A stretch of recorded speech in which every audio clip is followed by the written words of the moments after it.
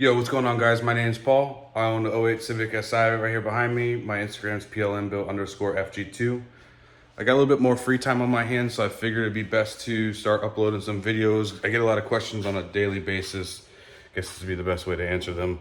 I'm getting ready to put the motor and transmission in, just waiting on some mounts to come back from powder coating, and then I'm going to go ahead and get started on a bunch of fabrication stuff. Figured I'd give you guys some insight on the build, go over the motor and stuff, break it down a little bit. I get a lot of questions that just on the setup in general. I think it's because it's a newer Civic and people don't really build these. I'm kind of like one of a very few that end up building these cars and actually are very serious about it and try to compete.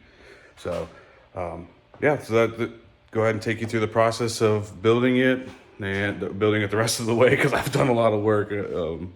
Just ended up moving from Florida to Tennessee here recently, and kind of just have a lot of extra time on my hand right now. So yeah, hang on for the journey. All right, so first things first, I want to go over the chassis, like the cage, the weight plate, underneath the car, the radiator setup. I want to show you guys that. I did build all that myself. I'm kind of proud of it. It's cool to build something from scratch. That's one thing I do love doing. So yeah, we'll start with that first. And all right, so first thing we're gonna go over is the cage, and we'll start at the back of the car. We got the removable chute back here. Battery kill, it's a push on and off. Really happy with how this cage turned out. The quality is great. Now that is not their removable chute. Let's see. We'll go over here. The doors are cut. The car is cut now. Previously it wasn't. I did do this before the cage. Kind of happy with how it turned out. Got a lot of weight out of the car. Excited to see what it's going to end up doing. I got their parachute handle kit. The fitment of the cage itself is great. I love how it turned out. It ended up doing, of course, all the hammer tone, Rust-Oleum, and that just lays out very nice. The car is still all glass. These windows are functional. Both sides, of course. We got the Type S shift selector with the Fuel-Tech strain gauge. That's the KLM staging brake. Dash is hollow. It's only just a single bar that goes across. Car's powered by FT550 Fuel-Tech, of course. Go over here to the other side. I'll show you guys that here in a minute. Come back over this side. Gonna give you, of course, this one doesn't like to stay, so of course I got a piece of wood to sit in there. And we can come up here to the front, the weight plate itself. I did end up upgrading to the 55 gallon per minute pump. Previously had the 20 gallon, and when I would bleed the car, it didn't really push the water very well, since the car is obviously, the radiator is mounted in the rear. I have tubes that run from front to back, and for some reason it just did not push the water as it should. I probably should have mounted the pump in the back possibly, but that's why I just went ahead and talked to a couple people, and they said just go ahead and get the higher gallon per minute pump, and it shouldn't have any more issues. The weight plate itself, I just did do a couple revisions of it. Previously, of course, the car had a spot here from factory. It was just more or less kind of a support in a sense, and I ended up cutting it out right before the welds and putting this bar here, and it makes this weight plate just 10 times more solid.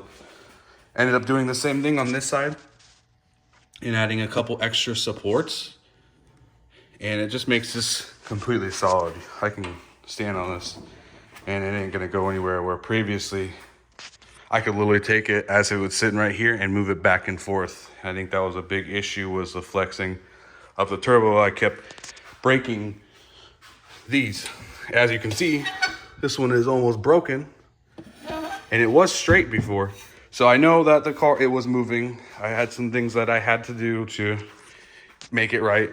Go to the firewall itself. Right here is where my wiring harness goes through. So I'm just waiting on that to come back so I can put that on. I ended up closing off all the firewall with some metal this time. Previously, I did it in just that ABS plastic like an idiot, and it all melted. So I do have an idea for a catch can that I am working on. Putting some fittings in that aluminum piece and making a catch can on the inside of the car, kind of like the sports front wheel drive cars. Recently, I upgraded to the Hoond Brake Master cylinder or brake booster delete, and it changes to the Honda Fit master cylinder. I actually like it a lot better. It looks so much better than the remote master that is on the actual 8th gens. All right, so I want to show you guys my radiator setup, and I gotta get underneath the car. It's actually super simple. I ended up running tubes from the back of the engine bay to where the old gas tank would be. And ended up mounting the radiator, of course,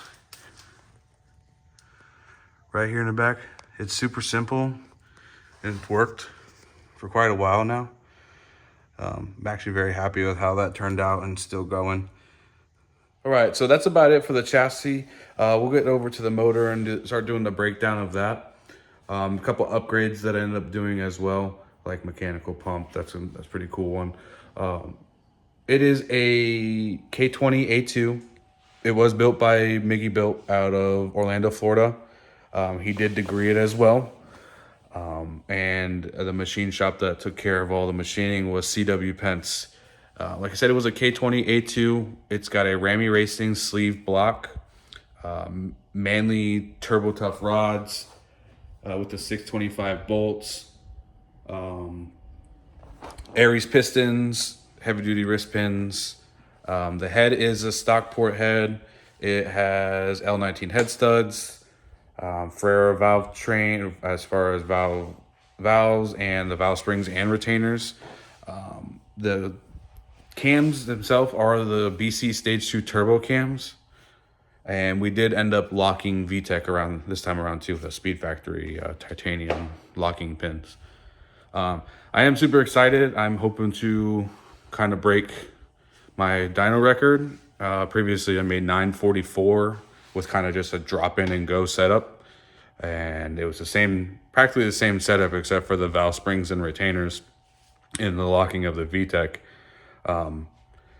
But we're going to see what kind of gains we can get with the degreeing this time around and see what the difference is. It is going to be the same turbo. Of course, I run a Precision 6870. It's honestly such a badass turbo. I've bought it one time a few years ago and haven't had any issues with it, knock on some wood. I am extremely excited to see what the car can do now. I got a few different upgrades. I wanted to say again, like I said, the mechanical pump. I got a couple of the little accessories. Got this guy from Instagram's name's All Wheel Drive FG2 as well. Got a little heat shield. That thing's pretty cool. The Dela Cruz sensor block off. Of course, I locked VTEC, so I don't need the intake side anymore. Over here we have the mechanical pump. I had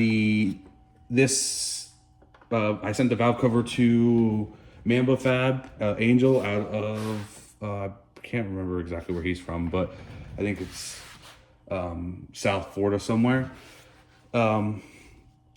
He did a pretty good job on that. I pulled the manifold off and put the bungs on it, and also re-welded the entire manifold. This is an older Rev 9, but it's a Rev 9 manifold, but it's the thick Schedule 10 stainless steel piping. So I cleaned it up extremely as much as I could and back purged it and welded across the entire manifold itself just to make sure that I would be good. And if it breaks, I'm gonna build another one, and I won't have to worry about it. But we do have the Track Tough water pump delete, of course. The transmission itself is a full PPG with Quaife LSD. It's got a brand new first, second, third gear, and a new LSD and a fork as well. It's been one of my biggest downfalls is the transmissions on these cars. Even when you go fully built and go all out, they're still gonna break. It doesn't matter what you do, or yeah, it may not break as easily. Of course, they're not gonna break as easily, but the wearing, dog engagement, of course, it wears. You have a certain amount of passes on it, and if you mess up, it takes those certain amount of passes away. So that has been a big downfall for me. I know for a while, I'm not sure what my issue was, whether it was me shifting or, just not driving properly or what, but I was bending the shift selectors right here. And I kept taking out the gears. I'd take out second gear, I'd take out third gear, and it was almost like 10 passes, and I was kind of screwed. Like, I'd be pulling the transmission, replacing the gear, and it was just expensive. I mean, you're talking about $500 a gear each time, and it kills you. I mean,